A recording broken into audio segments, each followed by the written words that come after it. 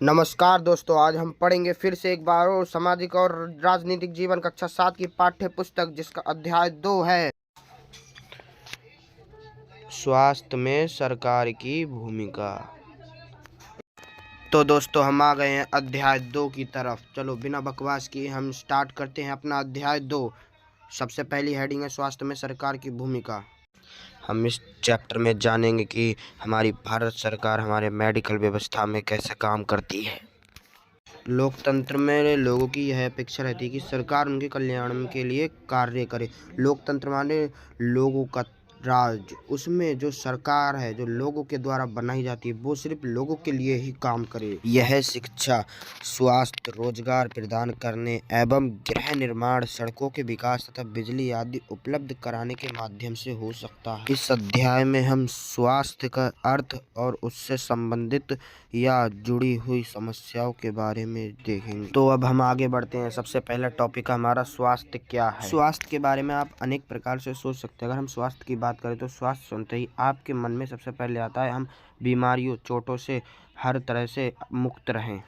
पर लेकिन स्वास्थ्य केवल बीमारियों से संबंध नहीं रखता है। आपने ऊपर दी गई तस्वीरों में देखा होगा, कुछ ही तस्वीरों को देखा होगा स्वास्थ्य से जोड़कर, और हमने ध्यान नहीं दिया। ऊपर जितनी भी तस्वीरें हैं सब स्वास्थ्य से जुड़ी हुई हैं। बीमारी के अलावा उन कारणों पर भी विचार करना जरूरी है जो हमारे स्वास्थ्य पर प्रभाव डालते हैं। उदाहरण के लिए, लोगों के पीने के लिए स्वच्छ पानी और जीने के लिए प्रदूषण मुक्त वातावरण मिले तो वह बीमारी मुक्त रहेंगे। और दूसरी ओर, यदि लोगों को भरपेट भोजन ना मिले अथवा उन्हें घुटन भरी अवस्था में रहना पड़े तो वह संभवतः है कि बीमार पड़ जाएं अधिक मात्रा में। हम सभी लोग चाहते हम जो भी काम करें चुस्ती से, फुर्ती से, मनोबल के साथ करें। सुस्त और अकर्मण्य रहना, चिंताग्रस्त होना और लंबे समय से डरे सहमे रहना, ये स्वस्थ जीवन के लक्षण नहीं है। तो दोस्तों, आप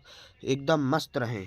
हम सबको खुश रहना चाहिए और मस्त रहना चाहिए ताकि हमारे जीवन में कोई बीमारी ना आए, और ये सब हमारे स्वास्थ्य से संबंधित है। दोस्तों, अब हमारा अगला टॉपिक है भारत में स्वास्थ्य सेवा, यानी हमारे भारत देश में सभी स्वास्थ्य सेवाएं कैसी हैं, डॉक्टर, चिकित्सा संबंधित सभी कैसी हैं। अब हम आगे देखते हैं। भारत में स्वास्थ्य सेवाओं के पहलू हैं जिनका हम परीक्षण करेंगे। इस पेज में देखिए, नीचे 2 बॉक्स दिए गए हैं, इनमें आपको खुद ही परीक्षण करना है भारतीय स्वास्थ्य सेवाओं के बारे में। बीमारियों से बचाव और उनके इलाज के लिए हमें बहुत उचित स्वास्थ्य सेवाएं चाहिए, जैसे कि एम्बुलेंस, ब्लड बैंक, अस्पताल आदि चीज़ें जो मरीजों को आवश्यक सेवा और देखभाल उपलब्ध करा सके। ऐसी सुविधा चलाने के लिए हमें डॉक्टर और नर्सों आदि की ज़रूरत पड़ेगी जो परामर्श दे सके, रोग का इलाज कर सके और रोग की पहचान कर सके।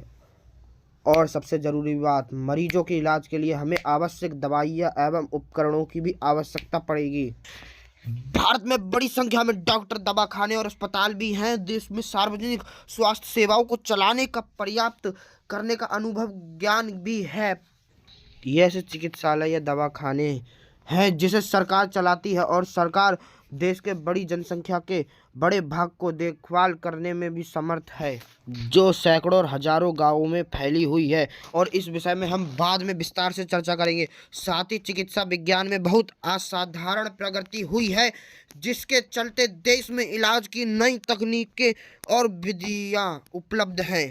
फिर भी दूसरा स्तंभ दिखाता है कि हमारे देश में स्वास्थ्य की स्थिति कितनी खराब है। यहाँ पर दूसरे स्तंभ का मतलब है जो पीछे आपने तालिका देखी होगी गुलाबी कलर में, जो भारत देश की स्थिति और सेवाओं के बारे में बताती है, उसका जो दूसरा है वही है दूसरा स्तंभ।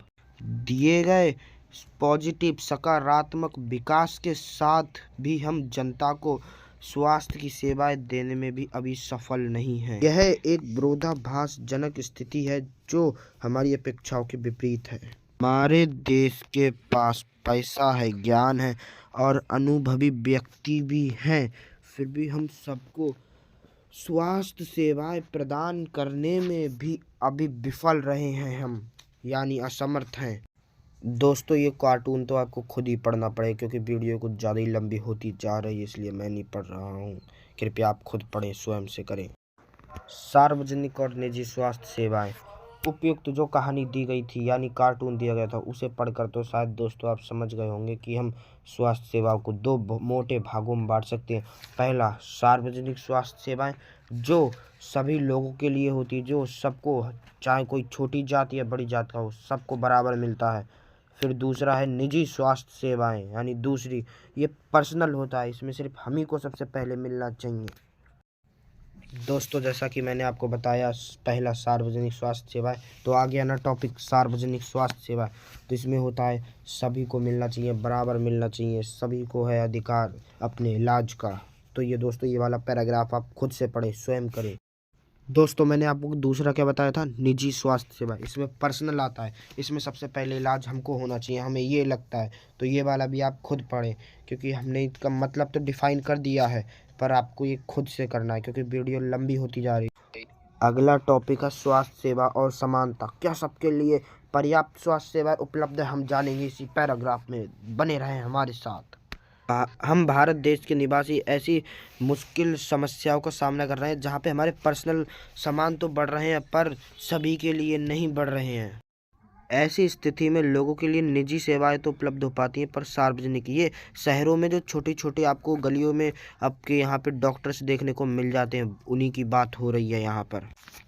और ऐसे डॉक्टरों की फीस भी अधिक होती है और इनकी दवाइयाँ भी महंगी होती हैं। अगर किसी छोटे परिवार का कोई एक सदस्य बीमार पड़ता है तो उन्हें दवाई लेने के लिए लोन लेना पड़ता है या किसी से कर्ज लेना पड़ता है, उधार लेना पड़ता है।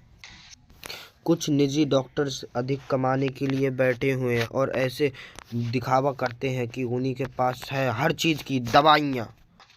कई बार तो सस्ते तरीके उपलब्ध होने पर भी उनके उपयोग नहीं किए जाते, क्योंकि देखा जा सकता है, उदाहरण के लिए जब हम सस्ती दवाइयाँ मिलती हैं तो डॉक्टर हमें इंजेक्शन, सोलाइन इत्यादि एक्स्ट्रा चीज़ें बता के हमारे दाम बढ़ा देते हैं, और बल्कि हम साधारण छोटे से इलाज से भी ठीक हो सकते हैं उस समय पर।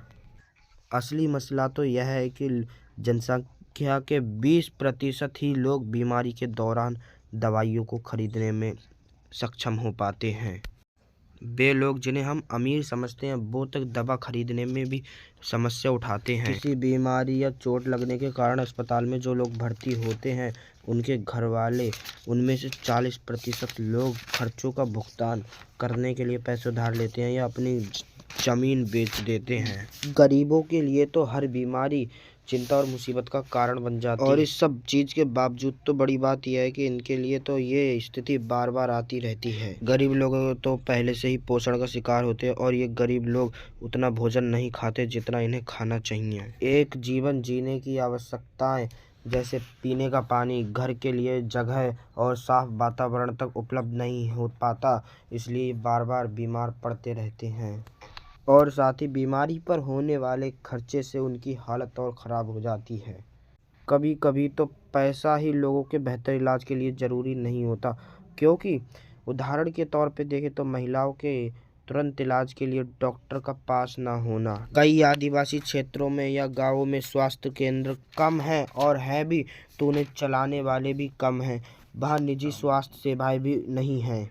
अब हमारा अगला टॉपिक है क्या किया जा सकता है। इसमें कोई संदेह नहीं है कि हमारे देश में लोगों के स्वास्थ्य की दशा अच्छी नहीं है। यह सरकार का काम है कि गरीबों को जल्द से जल्द सुविधाएं दी जाएं स्वास्थ्य की। फिर भी लोगों का स्वास्थ्य जितना उनके लिए ज़रूरी है उतना ही उनको स्वास्थ्य सेवाएं भी ज़रूरी हैं। इसलिए लोगों के स्वास्थ्य की दशा सुधारने के लिए दोनों पक्षों, यानी जो गुलाबी कलर का तालिका थी उस पे काम करना आवश्यक है। तो दोस्तों हमारा अगला टॉपिक है केरल का अनुभव। 1966 के दौरान केरल सरकार ने राज्य में कुछ महत्वपूर्ण परिवर्तन किए। राज्य के पूरे बजट का 40% पंचायतों को दिया गया था। इस बजट से पंचायत अपने गांव के अपने हिसाब से खर्चे कर सकती थी, जैसे पीने का पानी, आहार, औरतों का विकास, शिक्षा आदि के लिए उचित व्यवस्था सुनिश्चित करना हो सका संभव।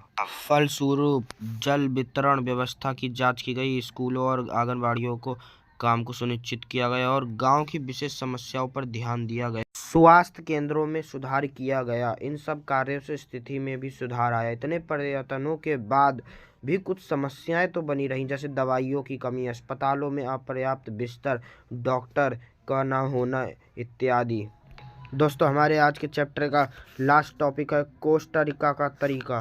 कोस्टा रिका को मध्य अमेरिका का सबसे स्वास्थ्य देश माना जाता है। इसका मुख्य कारण है उनके संविधान में निहित कई सालों पहले कोस्टा रिका ने बहुत महत्वपूर्ण निर्णय लिया था कि वह देश में सेना नहीं रखेंगे। ऐसा करने से सेना पर खर्च किए जाने वाले धन को लोगों की शिक्षा, स्वास्थ्य और अन्य आधारभूत जरूरतों पर खर्च करने में मदद मिली। कोस्टा रिका की सरकार मानती है कि देश के विकास के लिए देश का स्वस्थ होना जरूरी है और इसलिए अपने देशवासियों के स्वास्थ्य पर बहुत ध्यान देती है। कोस्टा रिका की सरकार अपने सभी निवासियों को स्वास्थ्य के लिए मूलभूत सेवाएं भी व सुविधाएं भी देती है, जैसे पीने का सुरक्षित पानी, सफाई, पोषण और आवास आदि।